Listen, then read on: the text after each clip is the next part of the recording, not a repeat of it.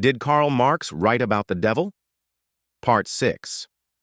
Here are some real-world examples and categories that illustrate how atheism can coexist with practices often associated with witchcraft or involvement in cult-like groups, without necessarily implying belief in supernatural deities, atheist witches, secular pagans, humanistic pagans.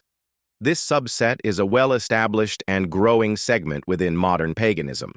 These individuals and communities explicitly state that they do not believe in literal gods or supernatural forces, but they engage in practices commonly associated with witchcraft or paganism for various reasons, psychological and self-help. Many use rituals, spell work, meditation, and connection to nature as tools for personal growth, self-empowerment, emotional regulation, and psychological well-being. The magic is seen as a way to focus intention, leverage the power of the mind, like the placebo effect, or create meaningful symbolic experiences. Real examples. You can find countless individuals on platforms like Reddit, e.g. are sass witches, skeptic, agnostic, atheist, and science-friendly witches, TikTok, and personal blogs who identify this way.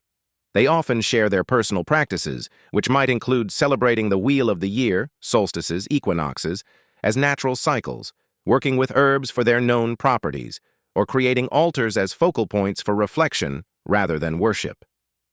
Connection to nature and environmentalism. For many, the practices are about fostering a deep, respectful, and reciprocal relationship with the earth and its ecosystems, often informed by scientific understanding. They might view nature itself as a powerful, awe-inspiring force, but not a deified one. Real example. John Halstead is a prominent author and voice in the naturalistic paganism movement. He writes extensively on humanistic and naturalistic approaches to paganism, emphasizing a non-supernatural worldview while embracing pagan practices for their psychological, ecological, and community benefits. He's been involved in initiatives like a pagan community statement on the environment, cultural and ancestral connection.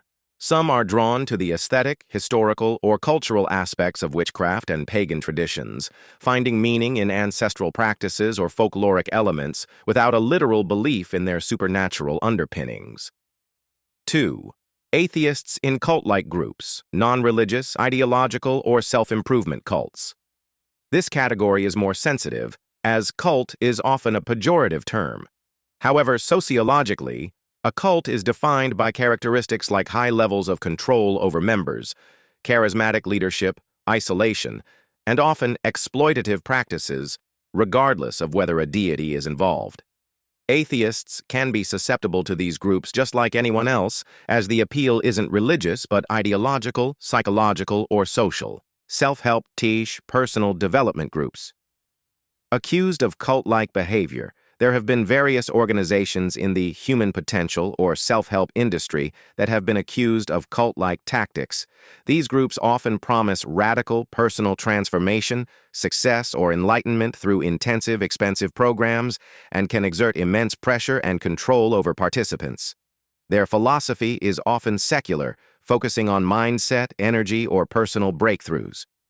Example: Landmark Worldwide, formerly EST, has faced numerous accusations of being cult-like due to its high-intensity seminars, confrontational methods, and pressure on participants to recruit others. While it doesn't involve deity worship, it exhibits many characteristics of a high-control group. Example: some multi-level marketing, MLM companies can foster cult-like environments, particularly at higher levels, with charismatic leaders, intense motivational events, and a strong us versus them mentality against outsiders who don't understand their opportunity. The focus is on wealth and success, not spiritual salvation.